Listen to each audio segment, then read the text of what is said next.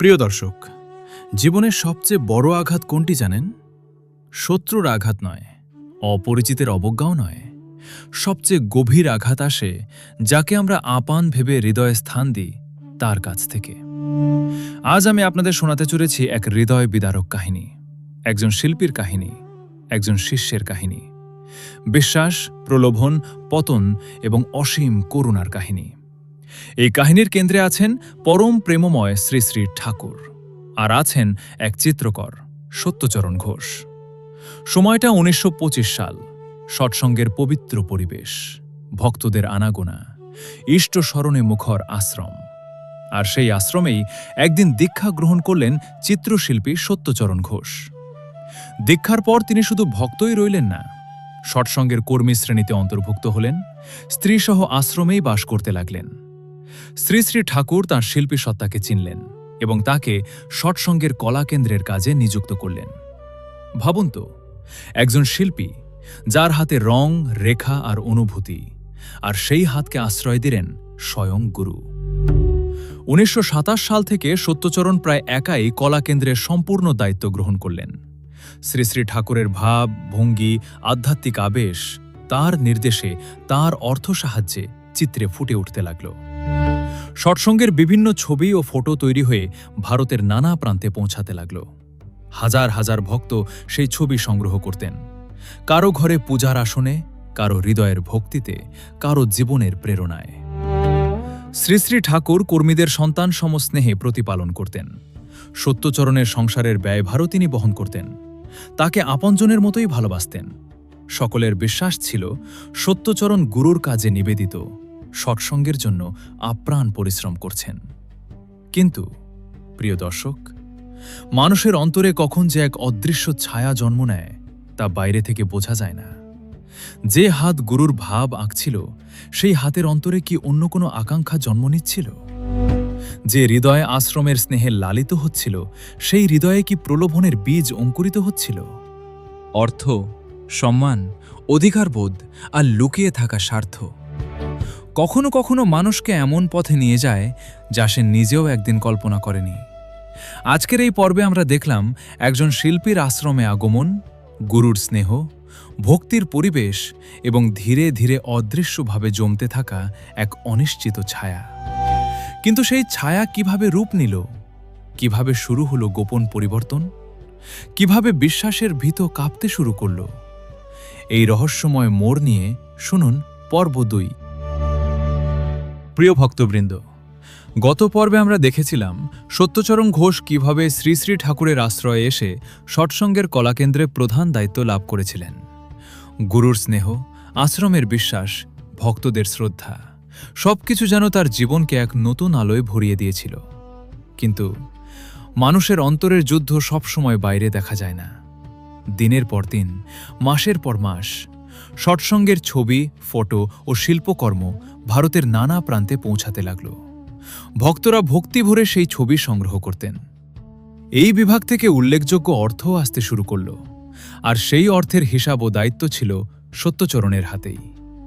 প্রথমে হয়তো সবকিছু স্বাভাবিকই ছিল, কিন্তু শাস্ত্র বলে অসংযত মনকে যদি সতর্ক না রাখা যায় তবে প্রলোভন নীরবে প্রবেশ করে। একদিন, দুদিন, তারপর ধীরে ধীরে অন্তরে জন্ম নিতে লাগলো এক অদৃশ্য ভাবনা, এই কাজ তো আমিই করছি, এই শিল্প তো আমার হাতের সৃষ্টি, এই অর্থের উপর আমারও তো অধিকার আছে। প্রিয় দর্শক, পতন সবসময় হঠাৎ হয় না। পতন শুরু হয় একটি ছোট ভুল ভাবনা থেকে। শ্রী শ্রী ঠাকুর কর্মীদের সন্তানসম স্নেহে প্রতিপালন করতেন। সত্যচরণের সংসারের ব্যয়ভারও তিনি বহন করতেন। তাকে আপনজন বলেই মনে করতেন, আর আশ্রমের সকলের বিশ্বাস ছিল সত্যচরণ গুরুর কাজে নিবেদিত প্রাণ। কিন্তু অন্তরে যখন স্বার্থের ছায়া ঘনীভূত হয়, তখন মানুষ কখনো কখনো নিজের প্রাপ্ত স্নেহও ভুলে যায়। ধীরে ধীরে কিছু অস্বাভাবিকতা ধরা পড়তে শুরু করল। খবর এলো সৎসঙ্গের কলাকেন্দ্রের পরিবর্তে অন্য নামে কিছু কাগজপত্র ব্যবহার করা হচ্ছে। গোপনে ছবি বিক্রির কথাও শোনা যেতে লাগল। প্রথমে কেউ বিশ্বাস করতে পারেনি, কারণ যাকে এতদিন নিজের মানুষ বলে জেনেছে তাকে সন্দেহ করা সহজ নয়। কিন্তু প্রশ্ন উঠল, ব্যাখ্যা চাওয়া হলো, আর তখনই শুরু হলো সেই অপ্রত্যাশিত মোড়, যা সবার হৃদয় কাঁপিয়ে দিল। যে মানুষ গুরুর আশ্রয়ে বড় হয়েছিল, যে হাত গুরুর ভাব আঁকত, সেই মানুষ কি সত্যি সবকিছু নিজের বলে দাবি করতে চলেছে? বিশ্বাসের ভিতও কি ভেঙে পড়তে চলেছে, নাকি এখনও ফিরে আসার পথ ছিল? আজকের পর্ব আমাদের মনে করিয়ে দেয়, প্রলোভন বাইরে থেকে নয়, ভিতর থেকেই জন্মায়। আর যে মন ইষ্ট স্মরণ থেকে সরে যায়, সে ধীরে ধীরে নিজের সাথেও বিচ্ছিন্ন হয়ে পড়ে। পরবর্তী পর্বে আমরা দেখব ঘটনা কিভাবে প্রকাশ্যে এলো, কিভাবে আশ্রমে নেমে এলো গভীর বেদনা, এবং কিভাবে শুরু হলো এক কঠিন পরীক্ষার সময়। প্রিয় দর্শক, বিশ্বাস যখন ভাঙতে শুরু করে, শব্দ হয় না। প্রথমে শুধু মনে হয়, না, এটা হতে পারে না। সৎসঙ্গের পরিবেশও তখন তেমনই ছিল। সকলের হৃদয়ে এক প্রশ্ন, এক অস্বস্তি, এক অদৃশ্য উদ্বেগ। ধীরে ধীরে জানা গেল, সৎসঙ্গ কলাকেন্দ্রের পরিবর্তে অন্য নামে কাগজপত্র ব্যবহার করা হচ্ছে।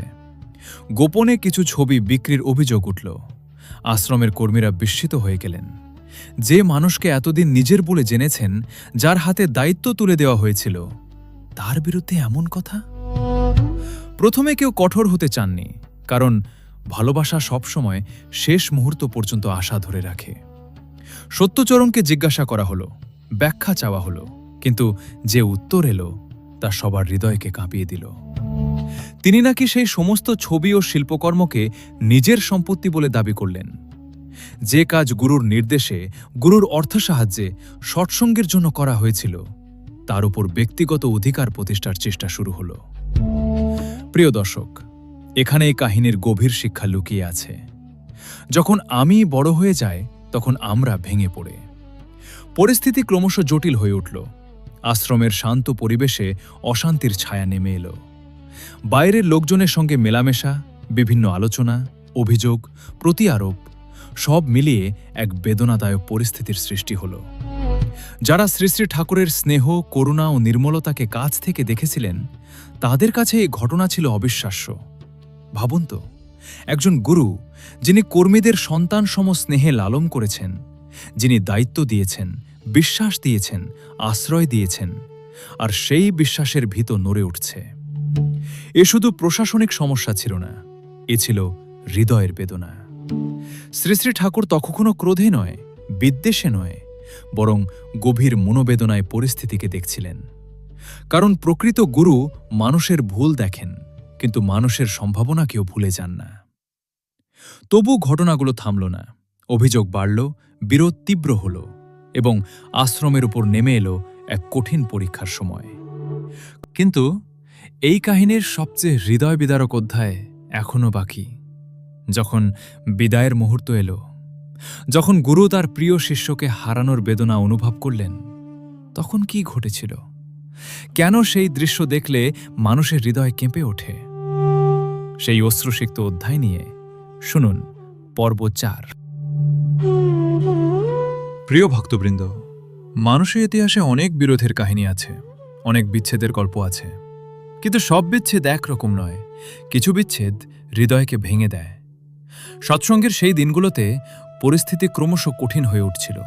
অভিযোগ, বিরোধ, আইনি জটিলতা, অশান্তির ছায়া চারদিকে ঘনিয়ে উঠছিল। যে সম্পর্ক একদিন বিশ্বাসের উপর দাঁড়িয়েছিল, সেই সম্পর্ক আজ বিচ্ছেদের কিনারায়। অবশেষে এলো সেই দিন, যেদিন সত্যচরণ স্ত্রী পুত্রসহ সৎসঙ্গ ছেড়ে চলে যাওয়ার সিদ্ধান্ত নিলেন। আশ্রমের বাতাস যেন থমকে গেল। কেউ কথা বলতে পারছিল না। কারো চোখে জল, কারো মনে অবিশ্বাস, কারো হৃদয়ে গভীর শূন্যতা। আর সেই সময় যা ঘটল, তা শুধু একটি ঘটনার বিবরণ নয়, তা গুরুপ্রেমের এক অবর্ণনীয় প্রকাশ। পরম প্রেমময় শ্রী শ্রী ঠাকুর সত্যচরণকে কাছে টেনে নিলেন, বুকে জড়িয়ে ধরলেন। একজন বিচারক হিসেবে নয়, একজন আঘাতপ্রাপ্ত মানুষ হিসেবেও নয়, বরং একজন স্নেহময় পিতা হিসেবে। শোনা যায়, তিনি বেদনাভরা কণ্ঠে বলতে লাগলেন, ওরে আমার কত বছরের পালিত পুত্র, ওরে আমার মানিক, ওরে আমার আদরের দুলাল নয়ন পুত্তলি, তুই আমায় ফেলে কোথায় যাবি? প্রিয় দর্শক, এই শব্দগুলো কেবল কথা নয়, এগুলো এক গুরুর হৃদয়ের রক্তক্ষরণ। ভাবুন তো, যে মানুষকে এত স্নেহে লালন করা হয়েছে, যার জন্য হৃদয় উজাড় করে দেওয়া হয়েছে, সে যখন দূরে সরে যায় তখন ক্রোধ নয়, অশ্রুই বেরিয়ে আসে। শ্রী শ্রী ঠাকুর নাকি শিশুর মতো কেঁদে উঠেছিলেন। অশ্রুতে ভিজে গিয়েছিল তার বক্ষ। উপস্থিত মানুষের হৃদয় বিদীর্ণ হয়ে গিয়েছিল, কারণ তারা দেখছিলেন গুরুর মহত্ব শুধু উপদেশে নয়, প্রেমেও। কিন্তু এই কাহিনীর সবচেয়ে বেদনাদায়ক মুহূর্ত এখানেই। সত্যচরণ নাকি সেই আহ্বান উপেক্ষা করেই চলে গেলেন। একদিকে গুরুর অশ্রু, অন্যদিকে বিচ্ছেদের পথ। প্রিয় দর্শক, এখানে আমাদের থেমে ভাবতে হয়, মানুষের হৃদয় কত কঠিন হতে পারে, আর গুরুর হৃদয় কত অসীম করুণাময় হতে পারে। এই পর্ব আমাদের শেখায়, প্রকৃত প্রেম প্রতিদানের জন্য অপেক্ষা করে না। গুরুর শিষ্যকে ভালোবাসেন, শিষ্য যোগ্য হোক বা অযোগ্য, নিকটে থাকুক বা দূরে চলে যাক, প্রেমের দরজা তিনি সহজে বন্ধ করেন না। কিন্তু এই ঘটনার পর কি হলো? আইনের বিচারে কি প্রমাণিত হলো? আর এই সমগ্র কাহিনী থেকে আমরা কি শিক্ষা গ্রহণ করব? সেই গভীর ও প্রয়োজনীয় উপসংহার নিয়ে শুনুন পর্ব 5। প্রিয় দর্শক, গত পর্বে আমরা দেখেছিলাম এক গুরুর অশ্রু, এক শিষ্যের প্রস্থান, আর হৃদয় বিদারক বিচ্ছেদের সেই মুহূর্ত। কিন্তু কাহিনী সেখানে শেষ হয়নি। বিরোধের পর শুরু হলো দীর্ঘ আইনি লড়াই। অভিযোগ উঠল, মামলা হলো, আশ্রম ও কর্মীদের নানা দিক থেকে হয়রানির মুখোমুখি হতে হলো। যে পরিবেশ একদিন ভক্তি ও সেবায় মুখর ছিল, সেখানে নেমে এলো উদ্বেগ ও অনিশ্চয়তার ছায়া। প্রিয় দর্শক, ইতিহাসে এমন ঘটনা বহুবার ঘটেছে যেখানে কোনো প্রতিষ্ঠানকে আঘাত করার আগে তার বিশ্বাসকে আঘাত করা হয়। সৎসঙ্গের ক্ষেত্রেও সেই পরীক্ষার সময় উপস্থিত হয়েছিল। কিন্তু সময় সব সময় একটি কাজ করে, সে সত্যকে ধীরে ধীরে প্রকাশ করে। শোনা যায়, পরবর্তী বিচারিক পর্যায়ে বিভিন্ন অভিযোগের সত্যতা পরীক্ষা করা হয়। নিম্ন আদালত থেকে উচ্চ আদালত পর্যন্ত বিষয়গুলি বিচারাধীন হয়, এবং শেষ পর্যন্ত বহু অভিযোগ টেকসই প্রমাণিত হয়নি। এখানে আমাদের উদ্দেশ্য কারো প্রতি বিদ্বেষ সৃষ্টি করা নয়, বরং একটি গভীর সত্য উপলব্ধি করা। অসত্য সাময়িক আলোড়ন তুলতে পারে, কিন্তু সত্যের ভিত্তি দীর্ঘস্থায়ী। প্রিয় দর্শক, এই কাহিনীতে 3টি শক্তি আমরা দেখতে পাই: বিশ্বাস, প্রলোভন এবং করুণা। বিশ্বাস মানুষকে তুলে ধরে, প্রলোভন মানুষকে টলিয়ে দেয়, কিন্তু করুণা মানুষের পতনের মধ্যেও মানবতার আলো জ্বালিয়ে রাখে। শ্রী শ্রী ঠাকুরের আচরণ আমাদের সবচেয়ে বড় শিক্ষা দেয়। তিনি অন্যায়কে সমর্থন করেননি, কিন্তু ঘৃণাকেও জীবনের কেন্দ্র করেননি। তিনি বেদনা পেয়েছেন, তবু তার হৃদয়ে ছিল স্নেহের প্রবাহ। আজ আমরা নিজেদের প্রশ্ন করি, আমি কি প্রাপ্ত বিশ্বাসের মর্যাদা রাখছি? আমি কি দায়িত্বকে সেবা হিসেবে দেখছি, নাকি অধিকারের বস্তু হিসেবে? আমি কি অন্তরের ছোট স্বার্থকে সময় মতো চিনতে পারছি? কারণ পতন হঠাৎ হয় না। পতন শুরু হয় যখন কৃতজ্ঞতা কমে যায় আর আমি বড় হয়ে ওঠে। এই পর্ব আমাদের শেখায়, শিক্ষা, প্রতিভা, দক্ষতা সব মূল্যবান, কিন্তু এগুলোর চেয়েও মূল্যবান বিশ্বাসযোগ্যতা। যে মানুষ বিশ্বাস রক্ষা করতে পারে, সেই প্রকৃত অর্থে গুরুর আশীর্বাদের যোগ্য। এখন বাকি আছে এই কাহিনীর শেষ অধ্যায়, একটি হৃদয়স্পর্শী উপসংহার, যেখানে আমরা বুঝব এই গল্প কেবল সত্যচরণের নয়, এটি আমাদের প্রত্যেকের অন্তর্জীবনের গল্প। বিশ্বাস বনাম স্বার্থ, কৃতজ্ঞতা বনাম অহংকার, আর গুরুর প্রেম বনাম মানুষের ভ্রান্তি। সেই চূড়ান্ত উপলব্ধি নিয়ে শুনুন শেষ পর্ব, পর্ব 6। প্রিয় দর্শক, আজ আমরা পৌঁছে গেছি এই হৃদয় বিদারক কাহিনীর শেষ প্রান্তে। কিন্তু এটি কি শুধু একজন চিত্রকরের গল্প? না, এটি আমাদের প্রত্যেকের অন্তর্জীবনের আয়না। একদিকে গুরুর অশেষ স্নেহ, অপরিসীম বিশ্বাস, নিরন্তর লালন; অন্যদিকে মানুষের দুর্বলতা, প্রলোভন, অহংকার আর কৃতজ্ঞতার ক্ষয়। সত্যচরণ চলে গিয়েছিলেন, বিরোধ, মামলা, কষ্ট সব ইতিহাসের অংশ হয়ে রইল। কিন্তু প্রিয় দর্শক, এই কাহিনীর সবচেয়ে বড় প্রশ্ন হল না কে জিতল, সবচেয়ে বড় প্রশ্ন হল কি হারিয়ে গেল। অর্থ হারালে ফিরে পাওয়া যায়, সম্মানও কখনো ফিরে আসে, কিন্তু বিশ্বাস ভেঙে গেলে তার শব্দ বহুদিন হৃদয়ে প্রতিধ্বনিত হয়। তবু দেখুন, শ্রী শ্রী ঠাকুরের হৃদয় কোথায় দাঁড়িয়ে আছে। তিনি কাঁদলেন, ডাকলেন, আকুল হয়ে বললেন, ওরে আমার মানিক, তুই আমায় ফেলে কোথায় যাবি? এই আহ্বান শুধু একজন শিষ্যের জন্য নয়, এ যেন পরম করুণাময়ের আহ্বান। মানুষ, তুই আমাকে ছেড়ে কোথায় যাচ্ছিস? প্রিয় দর্শক, আমাদের জীবনেও কতবার এমন হয়, ইষ্টকে ভুলে যাই, গুরুবাণীকে দূরে সরিয়ে দিই, স্বার্থকে বড় করি, অহংকারকে আঁকড়ে ধরি। তবু গুরুর প্রেম সঙ্গে সঙ্গে মুখ ফিরিয়ে নেয় না। তিনি অপেক্ষা করেন, ডাকতে থাকেন, ফিরে আসার পথ খোলা রাখেন। এই কাহিনী আমাদের 3টি চিরন্তন শিক্ষা দেয়। প্রথম শিক্ষা, কৃতজ্ঞতা রক্ষা করো। যেখানে ভালোবাসা পেয়েছ সেখানে বিশ্বাসঘাতকতা নয়, কৃতজ্ঞতা দাও। দ্বিতীয় শিক্ষা, অন্তরের প্রলোভনকে সময় মতো চিনো। পতন বাইরে থেকে নয়, ভিতর থেকেই শুরু হয়। তৃতীয় শিক্ষা, গুরুর প্রেম বিচার নয়, জাগরণ চায়। তিনি মানুষকে হারাতে নয়, মানুষকে ফিরে পেতে চান। আজ এই ভিডিওর শেষে চলুন আমরা নীরবে নিজের হৃদয়ে তাকাই। আমি কি প্রাপ্ত আশীর্বাদের মর্যাদা রাখছি?